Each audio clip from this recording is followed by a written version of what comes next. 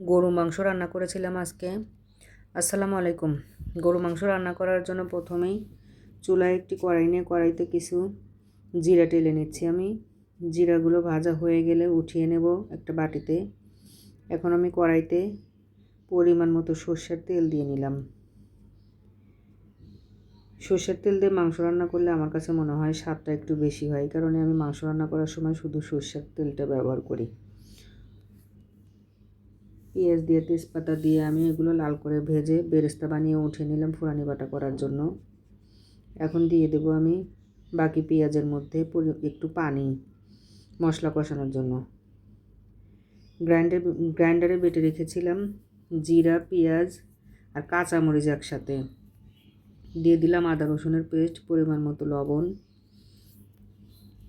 হলুদের গুঁড়া, ধনিয়ার গুঁড়া আর মরিচের গুঁড়া।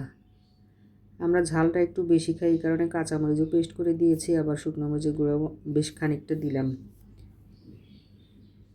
মশলাটা এভাবে ভালোভাবে কষিয়ে নেওয়া হয়ে গেলে যখন তেল উঠে আসবে তখন মাংসগুলো আমি দিয়ে নিচ্ছি। মাংসগুলো এখন নেড়ে চেড়ে কষানোর জন্য আবার ঢেকে দিলাম। মাংস থেকে পানি ছেড়ে দিচ্ছে।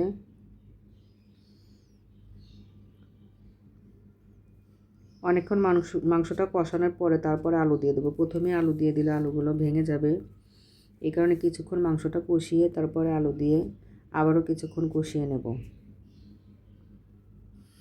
মাংস আর আলু একসাথে কষানো হয়ে গেলে এখন দিয়ে দেবো আমি ঝোলের জন্য পরিমাণ মতো পানি।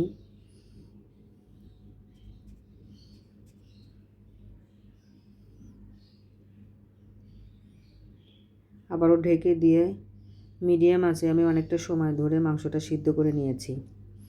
এখন ফোড়ানি বাটা যে বানিয়ে রেখেছিলাম সেটা দিয়ে দিলাম। এর মধ্যে আমি দারচিনি, কালো এলাচ, সাদা এলাচ সব কিছু দিয়ে একসাথে পেস্ট করে নিয়েছি। আমি মাংসে আস্ত মশলা ব্যবহার করি না, কারণ আমার ছেলে মেয়ে মাংসে আস্ত মশলা দিলে পছন্দ করে না।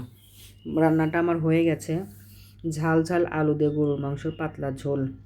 আজকের ভিডিওটা এই পর্যন্তই। আল্লাহ হাফেজ।